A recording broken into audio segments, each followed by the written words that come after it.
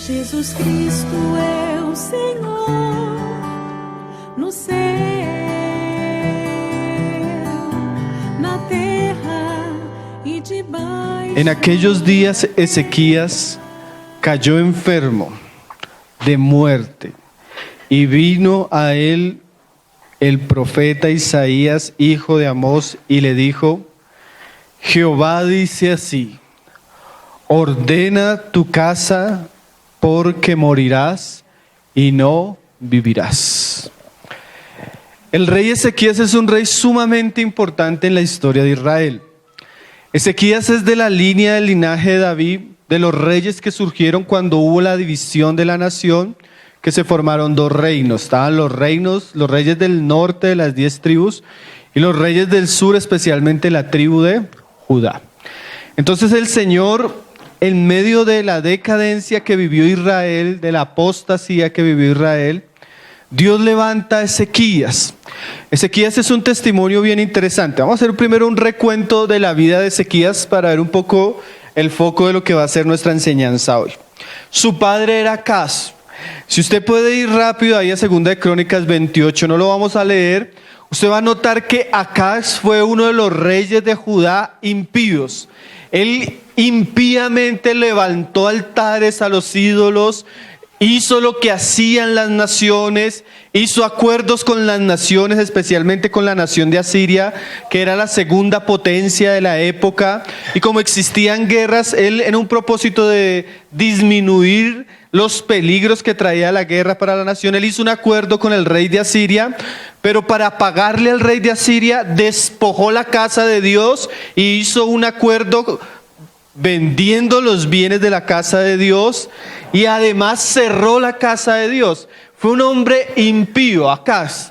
Pero de este hombre impío surge Ezequías. Eso nos muestra que a pesar de la impiedad de algunos hombres, Dios puede siempre levantar una generación nueva.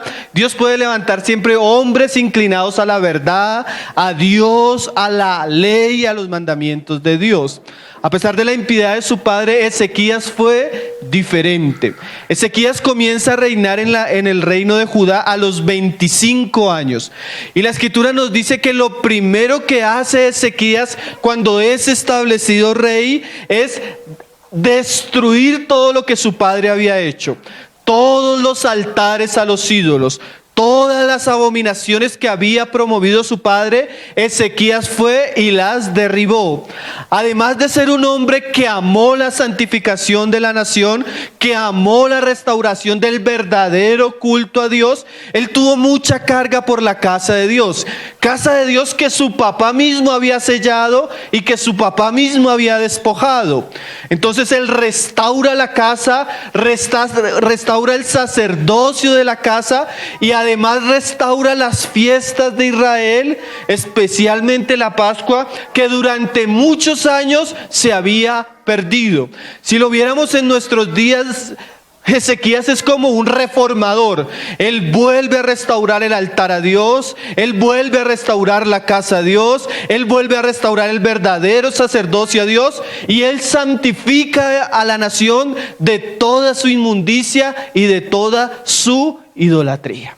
Además fue un rey que prosperó mucho. El avivamiento espiritual que vivió la nación de Israel en la época de Ezequías es comparado al avivamiento que vivió en la época de Salomón o de David.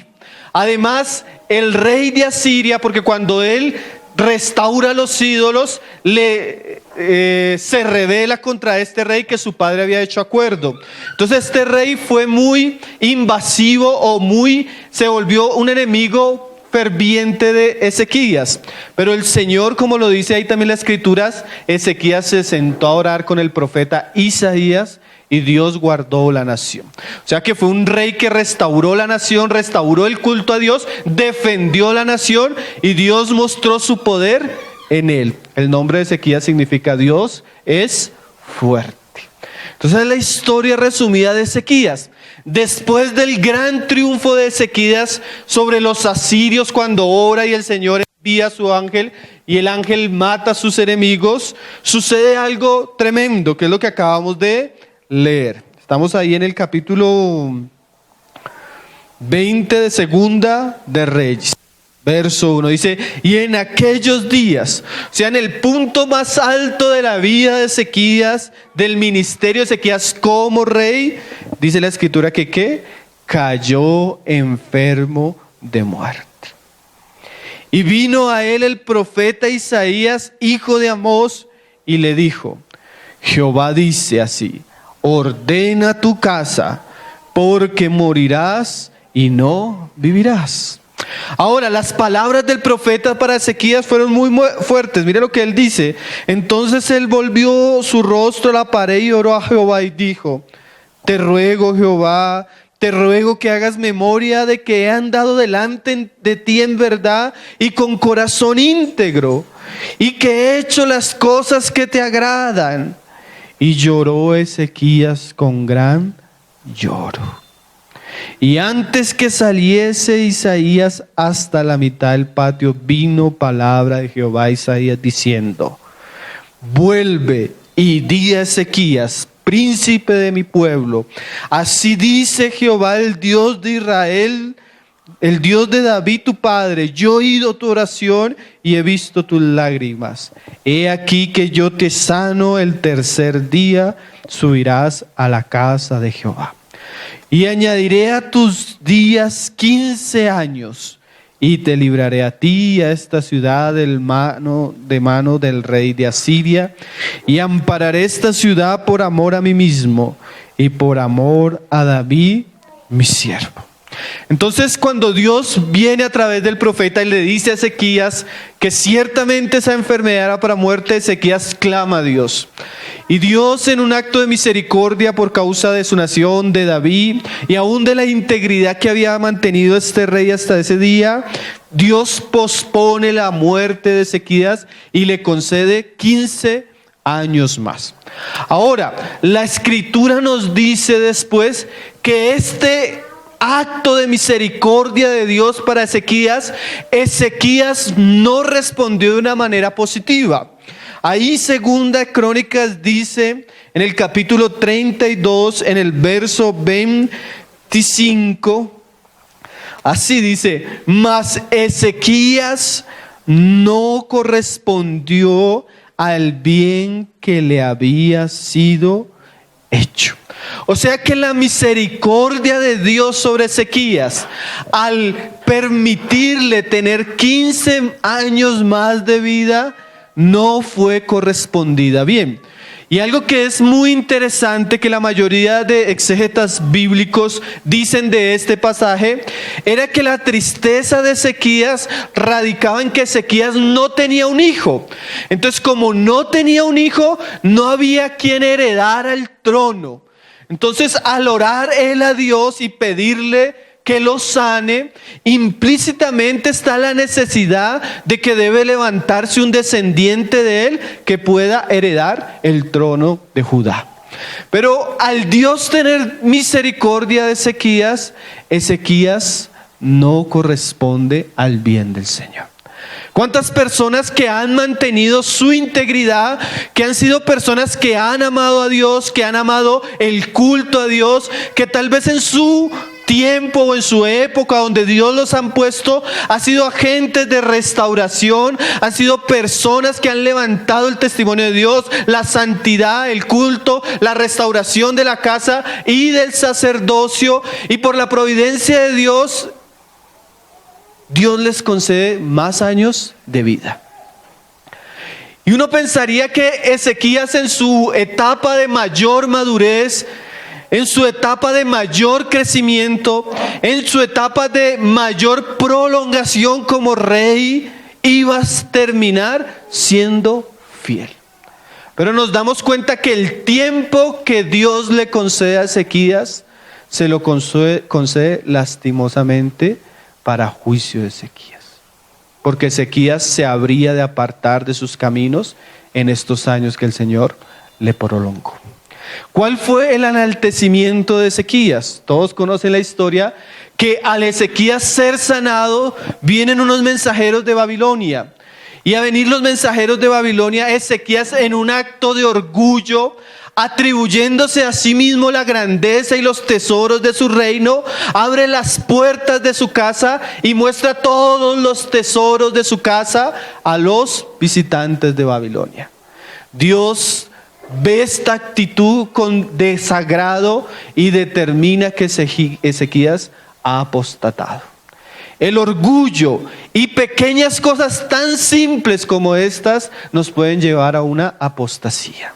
Es triste a veces ver personas con vidas inclinadas a la piedad. Ezequías no representa al rey impío como su padre o como lo fue su hijo. Ezequías representa al hombre justo, el hombre piadoso, el hombre que ama las escrituras. Gran parte de los proverbios que se recogieron los recopiló Ezequías. Se dice que el Salmo 119 lo escribió Ezequías y otras partes de las escrituras. Era un hombre piadoso, pero en un acto de orgullo y en un acto de arrogancia se pierde el camino.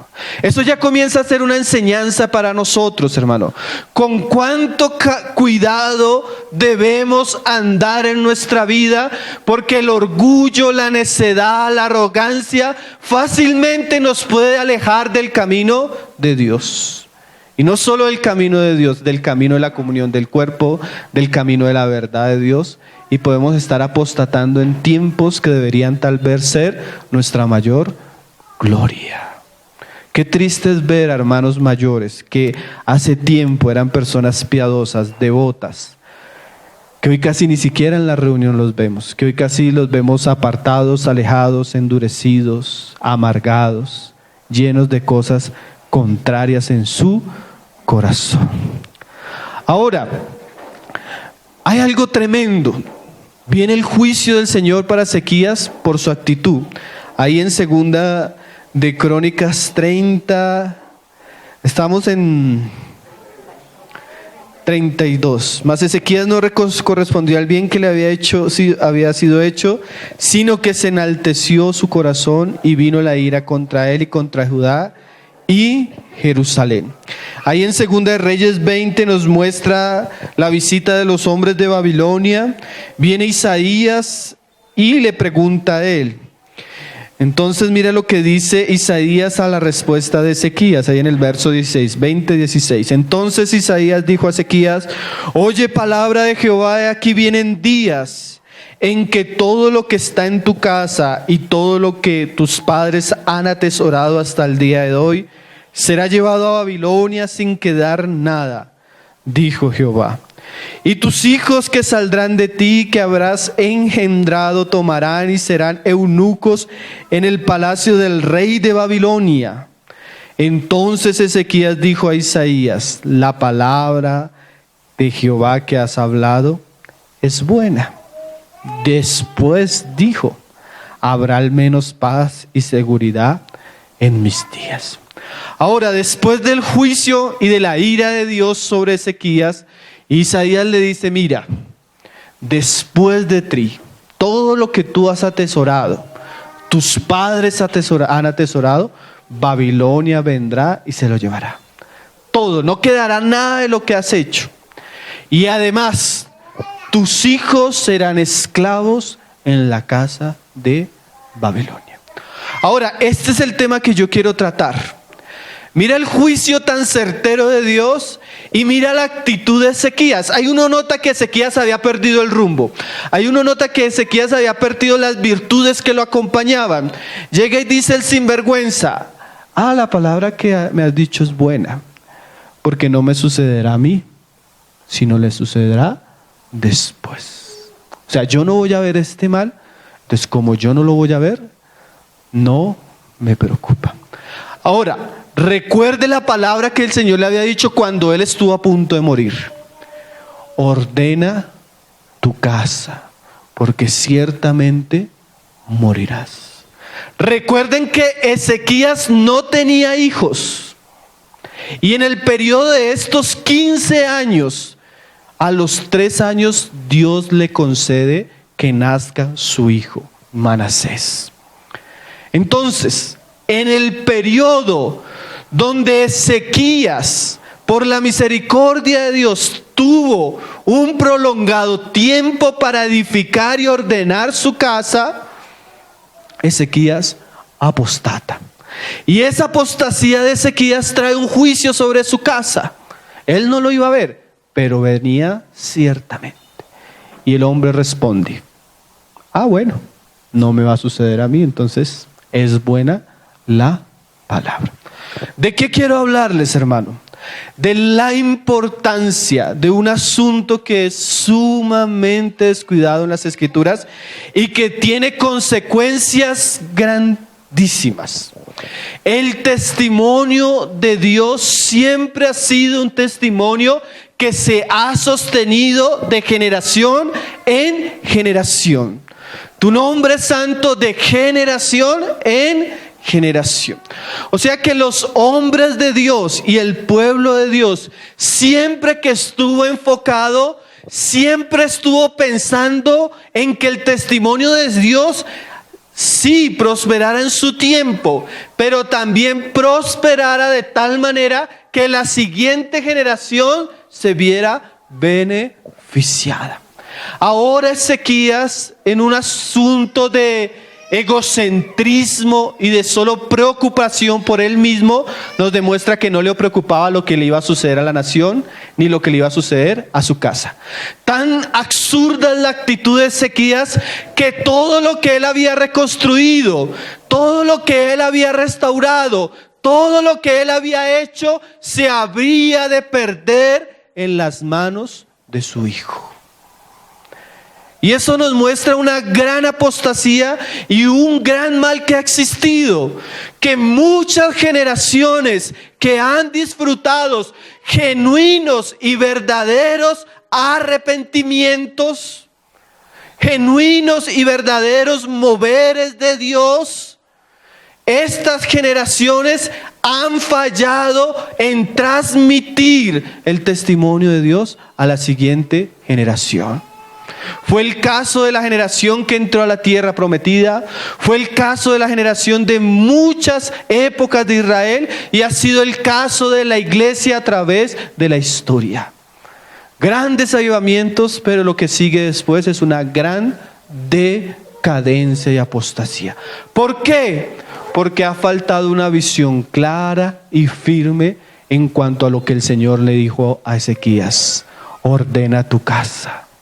Vamos a leer lo que fue Manasés. Dice ahí en el capítulo 20, verso 21 de Segunda de Reyes, dice: y durmió Ezequías con sus padres y reinó en su lugar Manasés su hijo. De 12 años, dice el capítulo 21, verso 1, era Manasés cuando comenzó a reinar y reinó en Jerusalén 55 años y el nombre de su madre fue Hexiba. Ahora uno pensaría que el juicio de Dios sobre Israel iba a venir por mano de Babilonia o del rey de Asiria. Pero lo tremendo es que el juicio de Israel, de Dios sobre Israel, comienza usando un instrumento. ¿Y cuál es ese instrumento? Manasés. Mira lo que dice: e hizo lo malo ante los ojos de Jehová, según las abominaciones de las naciones que Jehová había echado delante de los hijos de Israel. Y ahora mire, todo lo que destruyó el padre, lo reedificó el hijo. Mira este asunto tan serio. Porque volvió a edificar los lugares altos que Ezequías su padre había derribado. Levantó altares a Baal e hizo imágenes a Acera, como había hecho Acab, rey de Israel. El 24 dice: asimismo edificó altares en la casa de Jehová. O sea que no solo restauró la idolatría en la nación, sino que profanó la casa de Dios. Y más adelante dice en el verso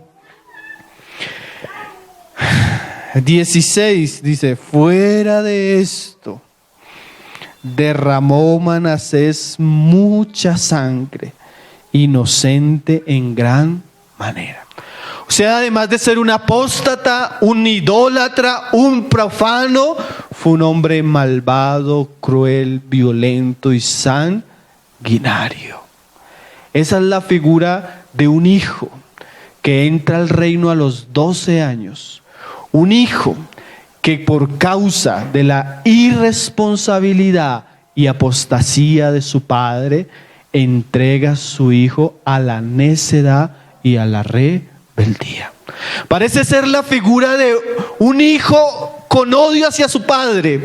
Parece ser la figura de un hijo con oposición hacia lo que decía su padre. Parece ser la figura de un hijo que quiere destruir todo lo que su padre hizo. ¿Por qué? Porque hubo un padre que no ordenó su casa. Hubo una casa que no se preocupó por preparar al hombre que sería rey de la nación. Y esa irresponsabilidad surgida de la apostasía de Ezequías fue un cruel látigo para la siguiente generación de Israel. No es solo el pecado de Ezequías, es un asunto que se ve constantemente en las Escrituras como una generación novela para que el testimonio de Dios avance. Mire un ejemplo, hermano, de un hombre que también la Biblia cataloga un hombre de Dios y no apostató como Ezequías, pero también falló en poner en orden su casa. Vamos a leerle la historia de Samuel, primera de Samuel 12, verso 2. Samuel es un personaje sumamente importante, hermanos. Quien conoce la historia de Israel bíblica y la historia de Israel en el canon, en la recolección de las Escrituras, Samuel es una persona crucial. Dios lo levanta. Mira lo tremendo, así como Ezequías, Dios lo levanta en medio de una generación apóstata. Samuel surge viendo a los hijos de Elí y a Elí en todo tipo de impiedad en la casa de Dios. ¿Recuerdan? Ahora Dios le concede el hijo. Y Samuel se levanta como un gran profeta. Tanto que mira lo que él dice al final de su ministerio cuando la nación de Israel pide un rey. Y dice ahí en el 12, verso 2, ahora pues he aquí vuestro rey va delante de los otros, yo ya soy viejo, lleno de canas, pero mis hijos están con vosotros. Y mira la integridad de Samuel.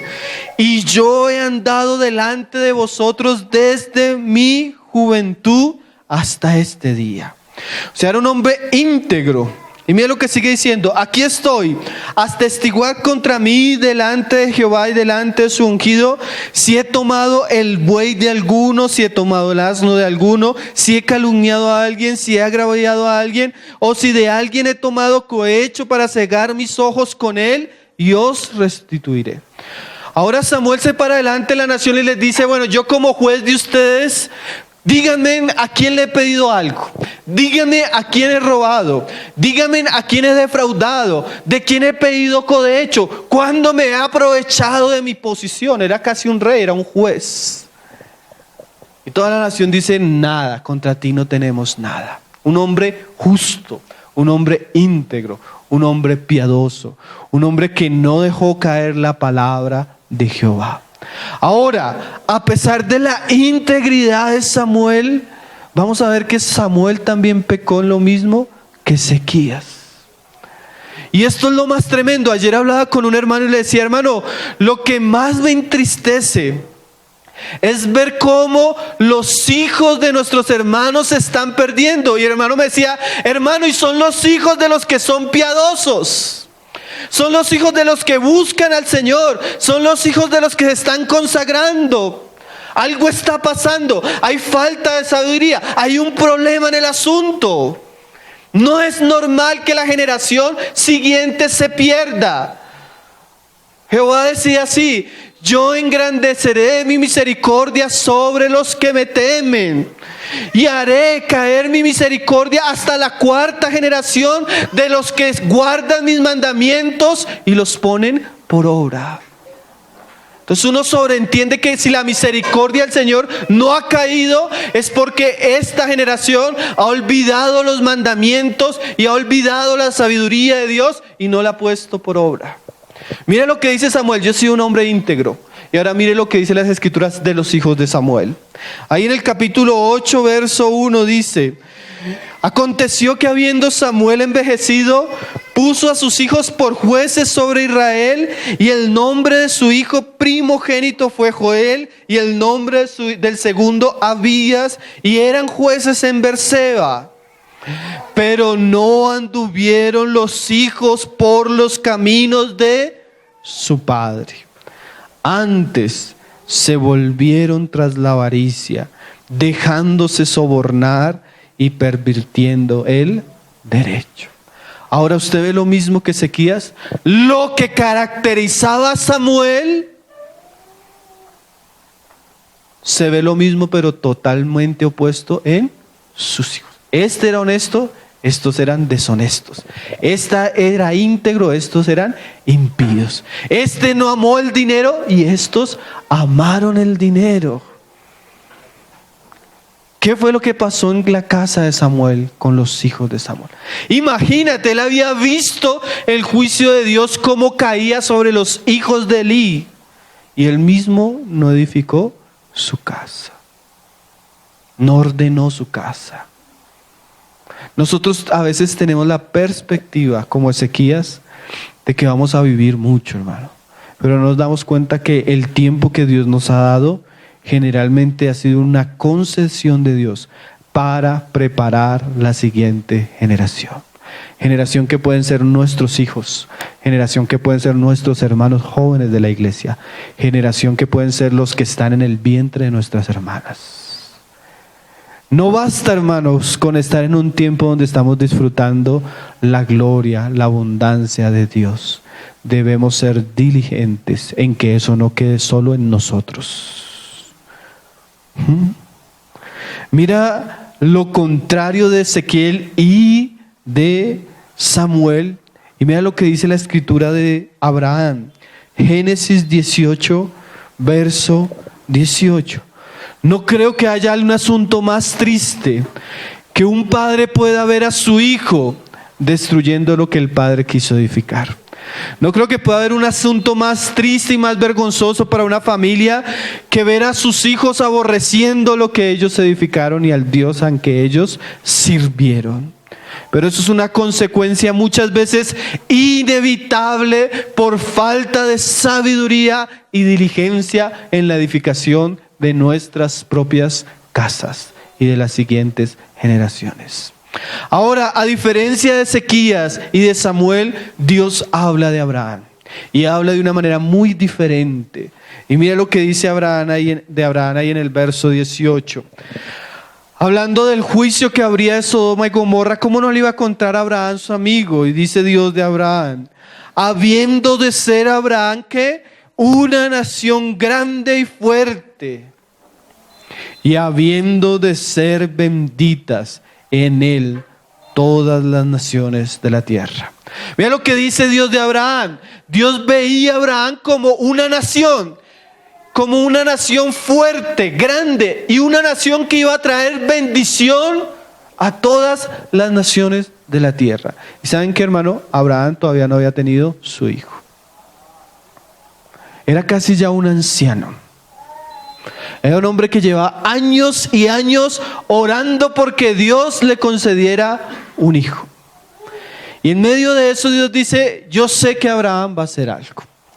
Y lo que dice Dios de Abraham y de su descendencia es muy importante para nosotros. Dice el 19: porque yo sé. O sea, Dios tenía certeza por su preconocimiento de que Abraham haría algo. ¿Y cuál era el ministerio principal de Abraham? Aunque Abraham hizo muchas cosas, porque yo sé que mandará a sus hijos y a su casa después de sí. O sea, Dios sabía que Abraham iba a tener su corazón ligado con sus hijos y con su casa después de él. No era como Ezequías que decía: bueno, esto no me va a suceder a mí. No interesa que le suceda a mis hijos, pero a mí no. Abraham estaba preocupado en sus hijos y en su casa después de él. Un hermano hacía una predicación muy interesante hablando del ministerio de Jesús y aún de los apóstoles. Ahorita vamos a leer algunos pasajes, que aún el mismo Jesús enseñaba como uno que se iba a ir. Usted ve eso en los evangelios. Él sabía que él iba a morir, iba a resucitar, iba a ascender. Y él trabajó arduamente en 12 hombres porque sobre ellos iba a caer la responsabilidad cuando él no estuviera. Usted ve a Pablo de la misma manera, procurando hombres a los cuales él pueda entregar el testimonio después de él. Tenían una visión mayor. Hermano, el cristianismo no se trata de cuán satisfecho usted está, si está lleno de gozo, si está lleno de alegría. Debe haber una visión mayor que usted mismo.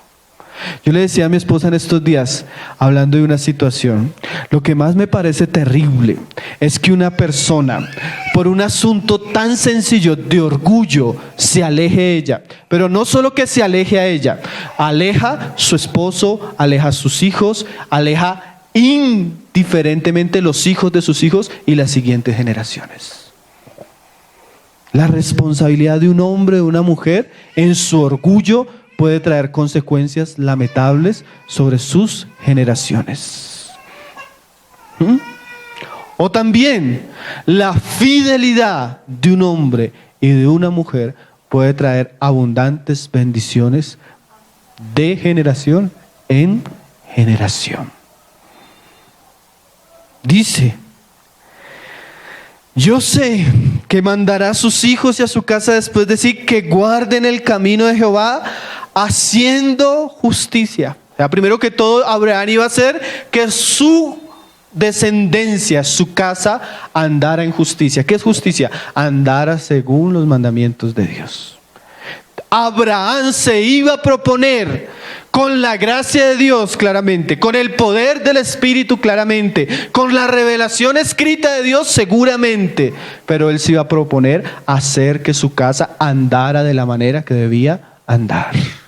Y eso es todo un trabajo, hermanos, pero ese es tal vez nuestro principal trabajo. No solo que yo ande con el Señor, yo debo procurar que mi casa ande con el Señor, mi esposa ande con el Señor, mis hijos anden con el Señor. Ahora, el mayor problema de muchas familias es la tibieza y la superficialidad de muchos hombres que pasan más tiempo en el televisor, delante del fútbol o con los videojuegos.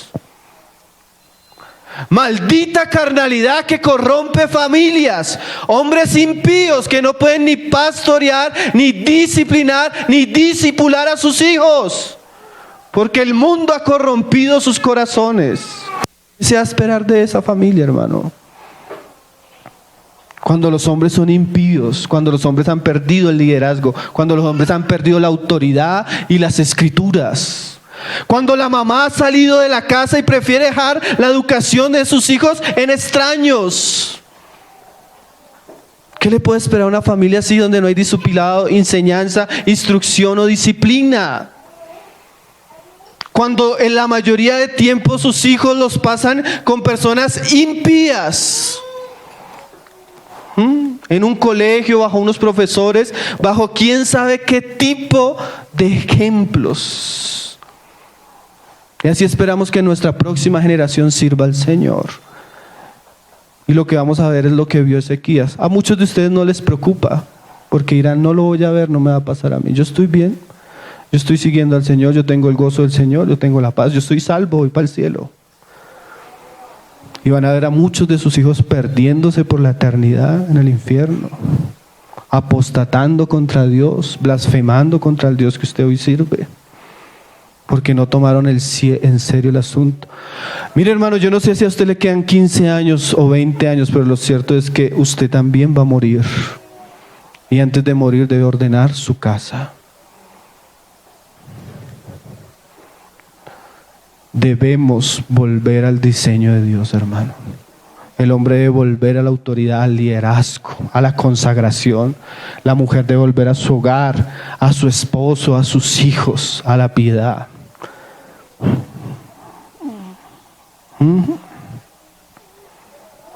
para que haga venir Jehová sobre Abraham lo que ha hablado acerca de él.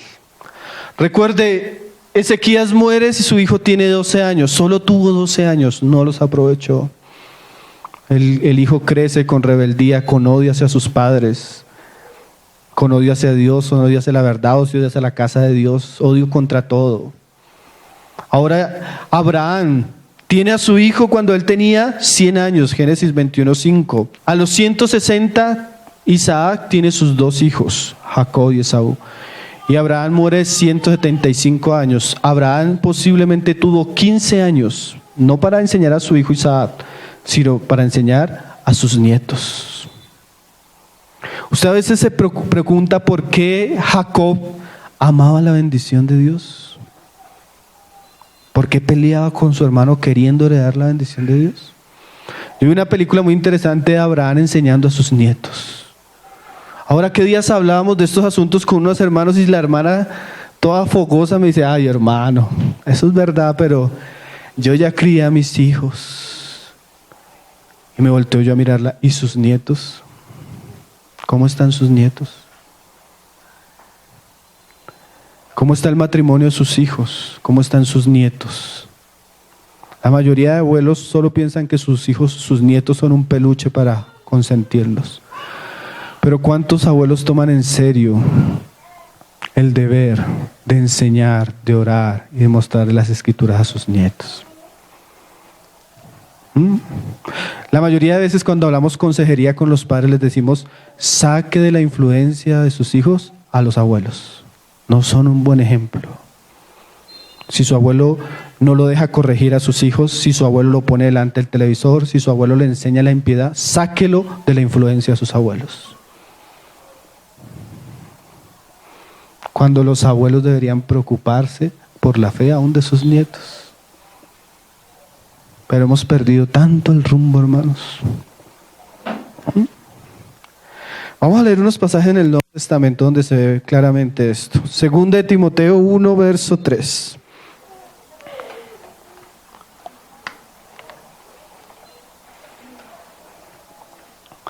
Dice: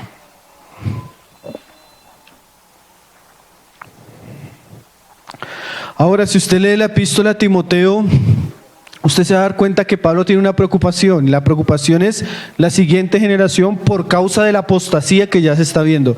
Falsos maestros, falsos ministros, falsos profetas.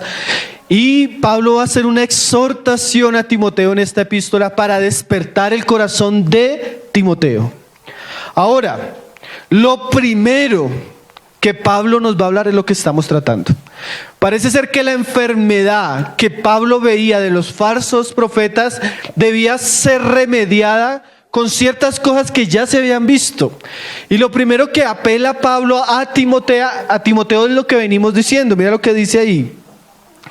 Doy gracias a Dios, al cual sirvo desde mis mayores, con limpia conciencia, y de que sin cesar me acuerdo de ti en mis oraciones, noche y día, deseando verte, al acordarme de tus lágrimas, para llenarme de gozo. Mira lo que dice: trayendo a la memoria la fe no fingida que hay en ti. Pero mira lo que dice Pablo: la cual habitó primero en tu abuela Loida y en tu madre, ¿qué? Eunice. Y estoy seguro que en ti también. O sea, el primer aspecto que Pablo resalta de una verdadera vida consagrada, que puede con una fe genuina oponerse a la apostasía y la falsedad que va a venir, es la fe transmitida de generación en ¿qué? Generación. Yo sé, Timoteo, que la fe que tú tienes es una fe que no fingida.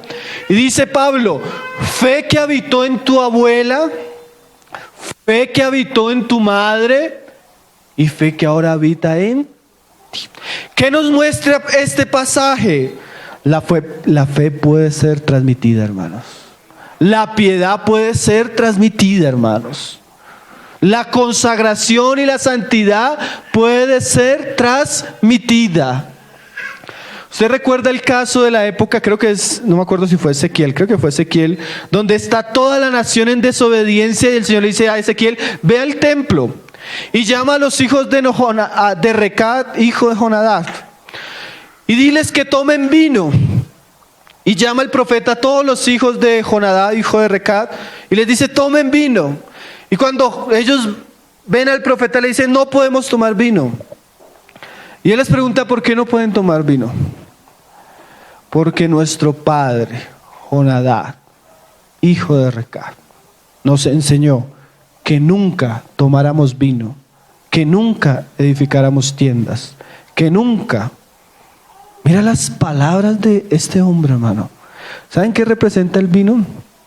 La alegría del corazón del hombre fuera de Dios. Eran hombres que vivían para Dios. ¿Y eso se los enseñó quién? Su papá. Eran hombres que no edificaron tiendas.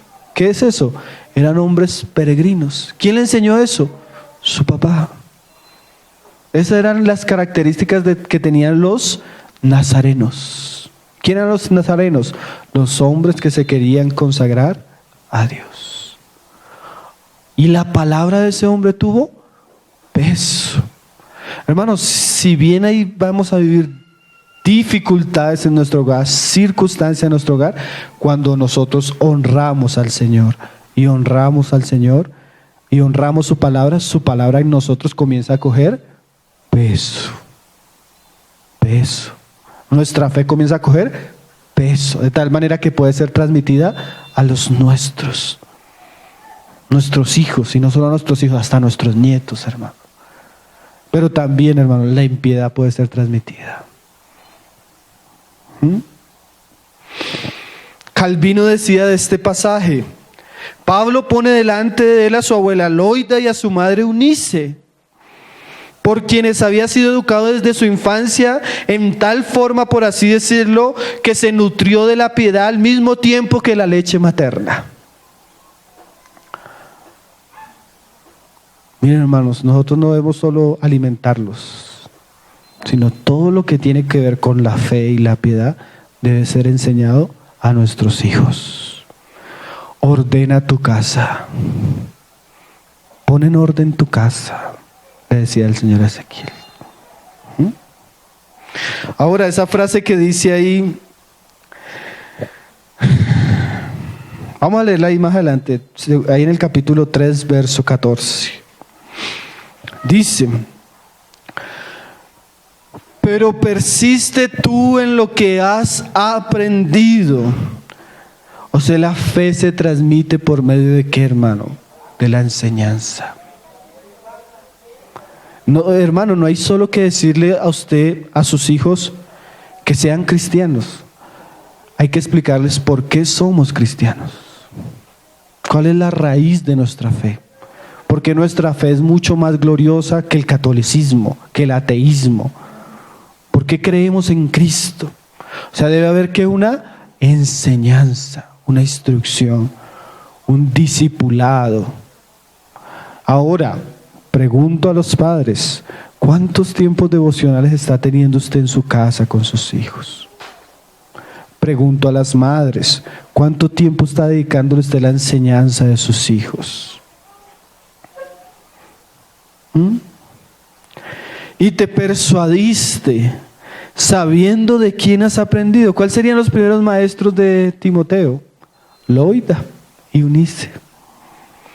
Y mira esa frase, y que desde la niñez. Hay algunas traducciones que pueden decir desde que eras bebé.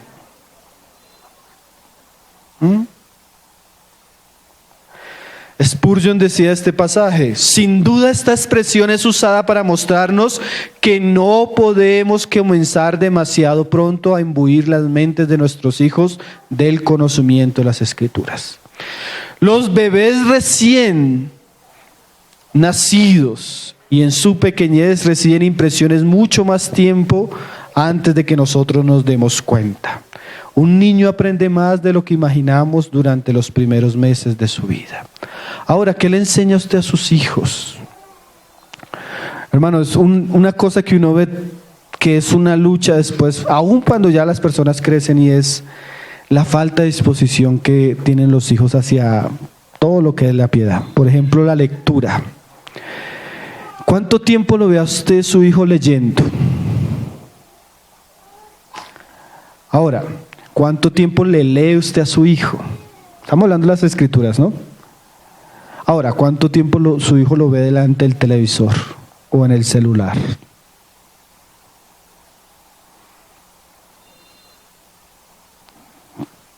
Ordene su casa.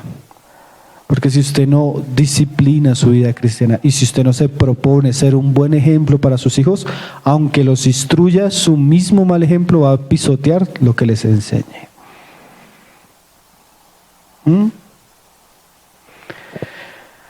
¿Se acuerdan cuando la mamá de la hija de Faraón llama a la mamá de Moisés y le dice: lleva este niño, críamelo y yo te pagaré?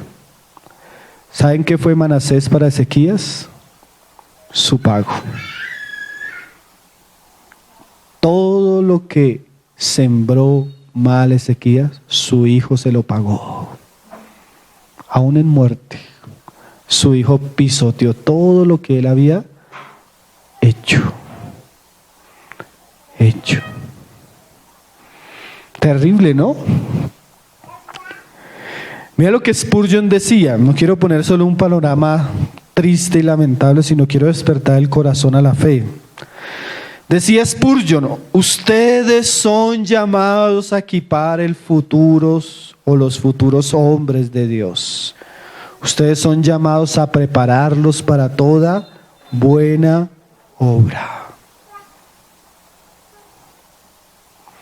¿Quién le diera la dicha a usted, hermano o hermana, de ver algún día a su hijo o a su hija consagrado a Dios siendo usado de una manera gloriosa para Él? ¿Quién le diera la dicha a usted de ver a su hijo predicándole a multitudes, sirviendo a muchos, honrando a Cristo?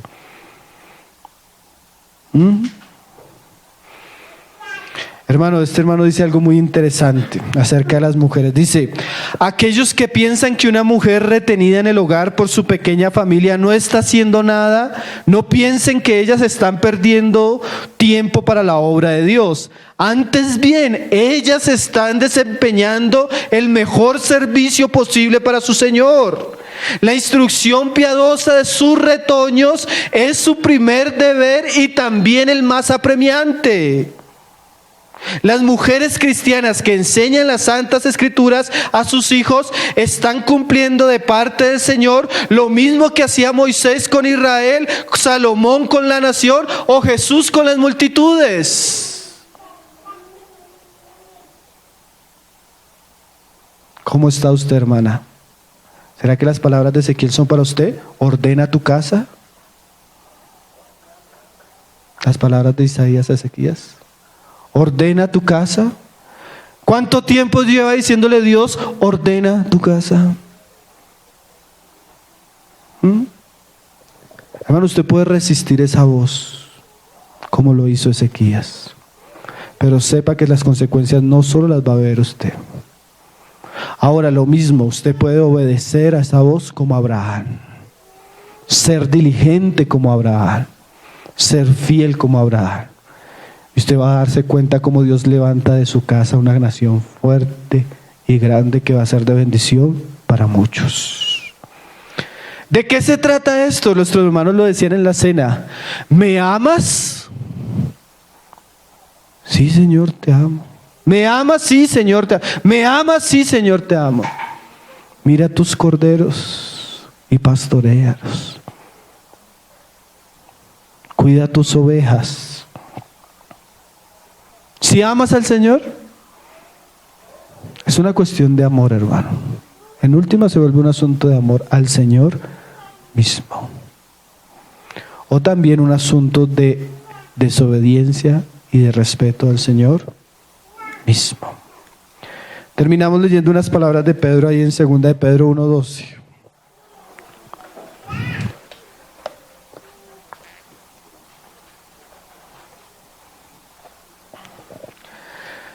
Pedro también ya tenía una visión muy clara de que iba a partir con el Señor. El Espíritu ya le había dicho, ya, váyase despidiendo.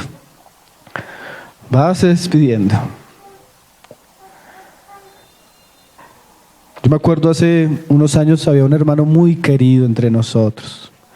Él comenzó a vivir una situación muy difícil. Se quedó sin trabajo y en vez de ponerse a trabajar, aunque él quería, en vez de ponerse a trabajar, se puso a educar a sus hijos. 3 niños de 3, 5 y 7 años más o menos tenía en esa época. Entonces yo le pregunté un día, hermano, ¿por qué a la par de lo que estás haciendo con los niños no buscas un trabajo? Y el hermano me dijo, hermano, es que el Señor me dijo que no me queda mucho tiempo. Entonces el poco tiempo se lo va a dedicar a mis hijos. Vivió 3 años más, partió con el Señor. Su hijo mayor tenía 12 años. Usted no sabe cuánto tiempo le queda, hermano. Ordene su casa. Ordene su casa. Además, así usted viviera 30 años más, seguramente no va a tener más de 15 o 20 años a sus hijos. Dice Pedro, con esa visión de lo que ha de suceder, la siguiente generación. Por esto, yo no dejaré de recordaros siempre estas cosas, aunque vosotros las sepáis y estéis confirmados en la verdad presente. Pues tengo por justo, en tanto que estoy en este cuerpo, el despertaros con amonestación, sabiendo que en breve debo abandonar el cuerpo. Ahora Pedro nos muestra que él sabía que en breve iba a abandonar el cuerpo. Pero en vez de lamentarse porque le quedan los últimos días de su vida, Pedro se esfuerza recordando y afirmando a los hermanos en lo que él llama ¿qué? La verdad presente. De tal manera que estos hermanos pudieran tener presentes la enseñanza de Pedro, aunque él ya no estuviera. Mira lo que nos está diciendo Pedro.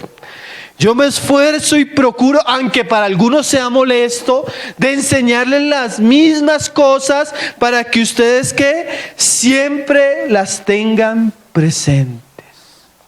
Hermano, que se vaya usted a la presencia del Señor, pero que sus hijos se queden con lo mejor suyo. Que se vaya usted para la presencia del Señor, pero su casa se quede recordando en lo que usted creía. ¿Sí? Él ya sabe, se va con el Señor. Pero dice las Escrituras, nuestras obras continúan. Y así fue. Dice, pues tengo por justo en tanto que estoy en este cuerpo, el despertaros con amonestación, sabiendo que en breve debo abandonar el cuerpo, como nuestro Señor Jesucristo me ha declarado. También yo procuraré con diligencia que después de mi partida vosotros podáis en todo momento tener memoria de estas cosas. Mira esta certeza que tenía Pedro. Yo procuro que aún en mi partida ustedes puedan ¿qué? Tener memoria de estas cosas. Pedro tenía una visión más amplia de su llamamiento. Y estos hombres procuraron, a diferencia de Ezequías, que su fe tuviera un impacto en los suyos y en los que vendrían después. Porque yo sé, decía Dios de Abraham, que mandará a sus hijos y a su casa después de sí, que guarden el camino de Jehová. Ahora, hermano, es una visión o una postura muy vil y muy despreciable la de Ezequías. Yo ya me muero, ya me voy para el cielo. Es más, a Ezequiel lo entierran en los lugares de mayor privilegio en Israel con los reyes preeminentes, al lado de David y Salomón. Pero ¿de qué le sirvió si la siguiente generación fue toda destruida por Babilonia? Hermana y hermano, ordene su casa, ordene su vida, ordene su casa. Vamos a hacer una oración para terminar, hermanos. Así dice Jehová: ordena tu casa, porque morirás y no vivirás. Padre, te damos gracias, Señor. Te damos gracias por la exhortación que tú traes en esta mañana a nosotros, Señor. Reconocemos, Señor, muchas veces nuestro pecado, nuestra indiferencia, Señor, nuestro descuido hacia ti primeramente, Señor, y hacia tu voluntad, Señor. Te pedimos, Señor, que tú nos des días, Señor, pero días para ordenar nuestra casa, Señor. Días para honrarte, días para servirte, días para amarte, Señor. Días para que tú puedas tener una generación para ti, Señor. No solo nosotros, sino oramos para que tú levantes nuevas generaciones para ti, Señor. Oramos por nuestros hijos, por las familias de ellos, sus esposos, sus cónyuges, Señor. Oramos para que tú les des la gracia de edificar hogares para tu gloria, Señor. Por los jóvenes que tú has venido atrayendo, por sus vidas, Señor. Oramos para que tú levantes Timoteos, Pablos, Pedros en medio nuestro, Señor. Oramos para que tú levantes Dorcas, Señor. Oramos para que tú levantes Eunices, Loidas en medio nuestro, Señor. Mujeres que puedan pastorear a los tuyos, Señor. Mujeres que puedan discipular a los tuyos para tu gloria, Señor. Mujeres que se puedan consagrar para ti, Señor. Oramos para que tú levantes una generación avivada, Señor, con una fe genuina, no fingida, Señor. Una generación que conozca las Escrituras y te ame y te honre, Señor. Despierta la conciencia de tus hijos, Señor. Despiértanos y ayúdanos a tomar el camino que debemos tomar, Señor, en estos días, Señor. No queremos ver nuestra casa en ruina ni en apostasía, Señor. No queremos ver a los nuestros deshonrándote y desobedeciéndote, Señor. Oh, mira a nuestros hijos, Señor. Tú los conoces por nombre, Señor. Oh, mira a nuestras hijas, Señor, tú las conoces por nombre, Señor. Oh, mira a los que tú has puesto a pastorear, Señor, tú los conoces por nombre, Señor. No dejes que nuestro orgullo y nuestra necedad, Señor, traiga la ruina sobre los nuestros, Señor. No dejes que nuestro orgullo despierte la rebeldía, Señor, la apostasía en ellos, Señor. Al contrario, enséñanos a amarles, Señor. Enséñanos a educarles en el temor tuyo, Señor. Enséñanos a corregirles, a disciplinarles como tú lo mandas, Señor. Despiértanos, Señor. Despierta a tu iglesia, Señor.